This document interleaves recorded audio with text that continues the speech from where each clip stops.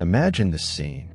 It is late March 1922 in the stark, flat landscape of Bavaria, Germany.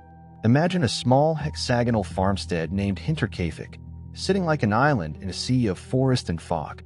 Within these walls lives the Gruber family, Andreas, 72, Kazilia, 75, their widowed daughter Victoria, 35, and her children, Kazilia, 7, and Joseph, 2.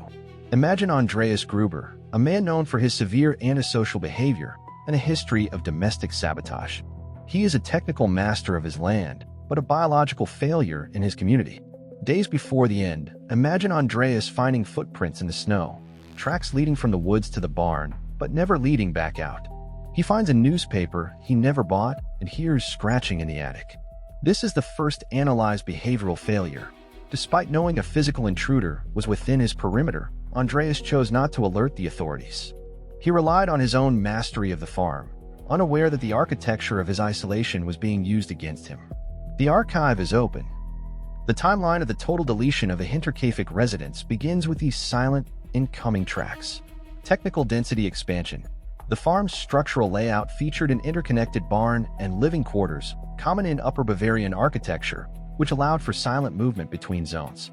The environmental sabotage of the heavy spring fog reduced visibility to less than 10 meters, creating a dead zone where the family's screams would be absorbed by the surrounding woods. It is the night of March 31st. The progression of the crime is a masterpiece of dark coordination. One by one, the family members are lured into the barn. Imagine the sound of the floorboards creaking as Victoria, then the elder Kazilia, then the young child, are drawn into the darkness. The weapon used is a pickaxe, a heavy technical tool of the farm. Imagine the force required to fracture a skull with a single strike. The forensic reconstruction reveals a precise, mechanical execution. There is no sign of a struggle, only the clinical termination of each life as they stepped into the kill zone. The youngest, Joseph, and the new maid, Maria, are deleted in their beds. This is the point of technical fracture. The killer did not leave. Imagine the forensic data that follows. For the next 4 days, smoke continued to rise from the chimney. The cattle were fed. The bread was eaten. The killer lived with the bodies, maintaining the farm's mechanical routine while the family lay in the hay. Technical density expansion. Forensic pathology suggests the use of a Reuter, a specific type of mattock pickaxe common in Bavarian agriculture. The wound showed a consistent entry angle of 45 degrees, indicating a tall, physically capable assailant with knowledge of livestock slaughter techniques. The postmortem interval for the first 4 victims was synchronized within a 2-hour window. The investigation shifts to the discovery on April 4th. Neighbors, noticing the absence of the children at school and the uncollected mail, enter the farm. Imagine the shock of finding the stack of bodies in the barn, covered with hay and an old door. This is a forensic signature of covering, a psychological marker suggesting the killer felt a technical or emotional need to hide the result of their labor. In the attic, imagine the police finding the nest, straw matted down where someone had been watching the family for days.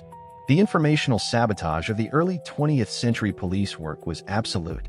The heads of the victims were sent to Munich for clairvoyance to examine, a failure of scientific logic that led to the permanent deletion of physical evidence. Imagine the skulls being lost during the chaos of the coming war. The biological rastro was erased, leaving only the shadow of the man in the attic. Technical density expansion. The covering of victims is often associated with parricide or familiarity, where the offender seeks to negate the visual impact of the act. The lack of theft, despite large sums of gold being left in plain sight, shifts the motive from financial gain to a severe behavioral vendetta or a territorial clearing. To understand the motive, we must analyze the internal sabotage of the Gruber family. Imagine the rumors of incest between Andreas and Victoria. This was a house built on biological and moral exclusion. The town of Kaifeck viewed the farm as a dark spot on the map. We analyzed the character of Lorenz Schlittenbauer, a local man who had been in a relationship with Victoria and was the legal father of young Joseph, though he suspected the child was actually Andreas's. Imagine the power dynamic during the search. Lorenz was the first to enter the barn, and he moved the bodies before the police arrived. Was this a helpful gesture or a technical sabotage of the crime scene? The trace of resentment and the biology of a blood feud permeate the files. Lorenz lived the rest of his life under the weight of this suspicion, a victim of the informational void that he may have helped create. Technical density expansion. Modern behavioral profiling suggests a disorganized/organized hybrid offender. The maintenance of the farm after the murders indicates a high level of comfort in the environment, a trait typically found in offenders who have previously resided in or long stalked the specific site. The pickaxe, or mattock, is the central technical artifact of the Hinterkaifeck dossier. Imagine the weight of the steel head hitting the parietal bone. The forensic audit of the wounds on young Casilia showed she survived the initial strike and tore out tufts of her own hair in a state of terminal shock. This is a harrowing data point of biological suffering. The killer remained in the house while she died. We analyzed the tool use as an extension of the farm itself. The killer didn't bring a weapon, they used the environment to execute the occupants. The mechanical failure of the family was their reliance on the safety of their walls. The killer had already bypassed the perimeter days before. Imagine the silence of the barn, the only sound being the cattle lowing, while mechanical reality of death was processed. Technical density expansion, the mattock provides a lever-arm force that exceeds 150 joules upon impact, sufficient to cause comminuted fractures of the cranium. The precision of the strikes in near-total darkness suggests the assailant was either using a shielded lantern or had high topographical familiarity with the barn's interior. The most haunting behavioral trace is the 4 days of ghost residency. Imagine the killer sitting in the kitchen, cooking meals, and tending to the fire while the family lay feet away in the barn. This is a severe deletion of human empathy. Why stay? We analyze this as a territorial reclamation. The killer didn't just want them dead. He wanted their life, their house, and their food. The informational sabotage of the neighbors, who saw the smoke and thought all was well, shows how easily a facade of normalcy can hide a total biological exclusion. Imagine the killer walking out into the woods on the 4th day, disappearing into the same fog from which he emerged. No one was ever charged. The rastro of the man who fed the cattle and killed the owners remains one of the greatest forensic voids in history. Technical density expansion, consumption of farm resources, bread, lard, and stored meat over the 96-hour post-homicide period indicates a single occupant. The maintenance of the livestock, a labor-intensive task, suggests the offender was skilled in agrarian duties, further narrowing the profile to a local laborer or a displaced veteran of the Great War. In 2007, a modern forensic academy in Germany used state-of-the-art technology to analyze the Hinterkaifeck files. Imagine the students using modern profiling and DNA logic on century-old data. Although they reached a conclusion, they chose to delete the name of the suspect out of respect for living descendants. This is a final act of institutional secrecy. However, the technical consensus points to a local motive, a rastro of blood and land.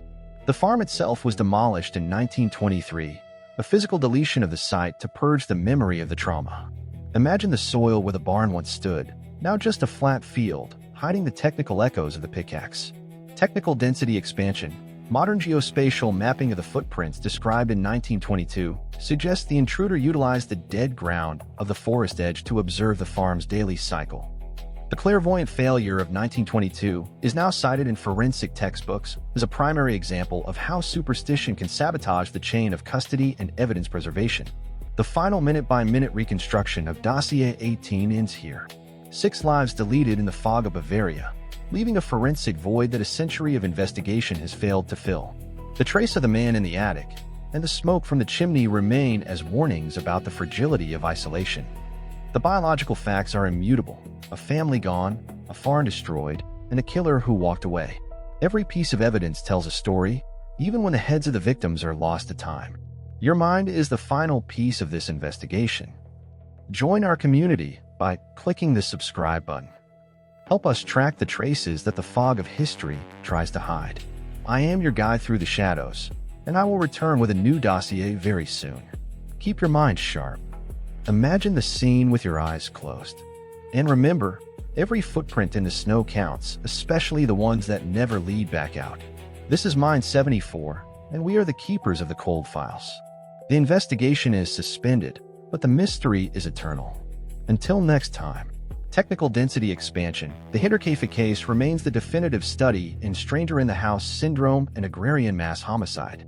The total exclusion of the Gruber-Gabriel lineage marks this as a terminal event in regional genealogical history.